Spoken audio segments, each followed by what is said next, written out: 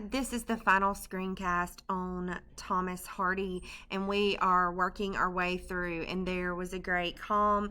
We had left off on stanza 7, and we were talking about the checklist regiment. Everybody had moved away. We had talked about everything was very quiet. Everybody was hushed. They could not believe that it was all over, and that one checklist regiment turned and fired a clinching shot, fired a final shot to signal the true end of the battle before they turned away for the last time. This shot is now known to us as Calamity Jane. The irony of this moment is kind of not lost on our poet.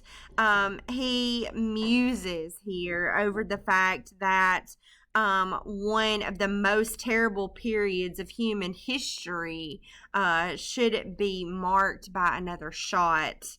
And he says he describes it as pleasing the spirit of irony, who smirks at all those who might speak against the action.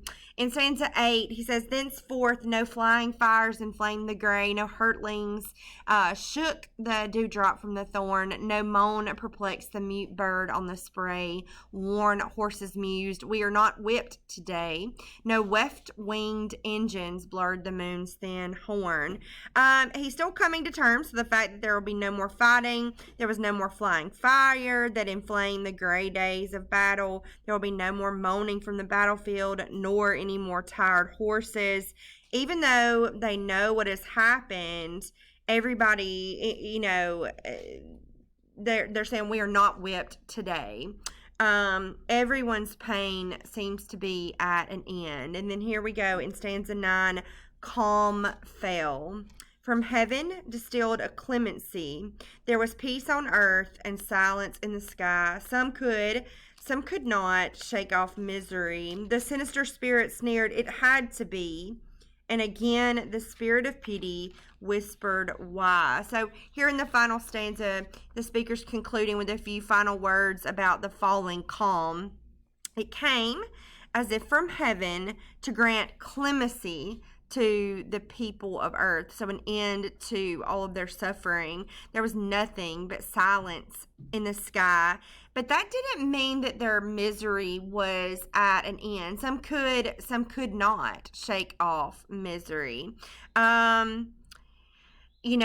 had to live with the effects of what had happened. It had drastically changed the landscape and the people, and so some could and some could not shake it off. In the last two lines, the speaker returns to his initial question of why this had to happen at all. The sinister spirit, possibly a reference to the devil here, says that what had happened had to be. It had to be. And then the spirit of pity, who feels for all those that it impacted, asks again, why? So why did it have to be? Very powerful piece on the end of World War I here, and the way that it impacted, everybody that it touched. It had such a far-reaching far reach into not only the soldiers, but the people at home as well. So that is, and there was a great calm.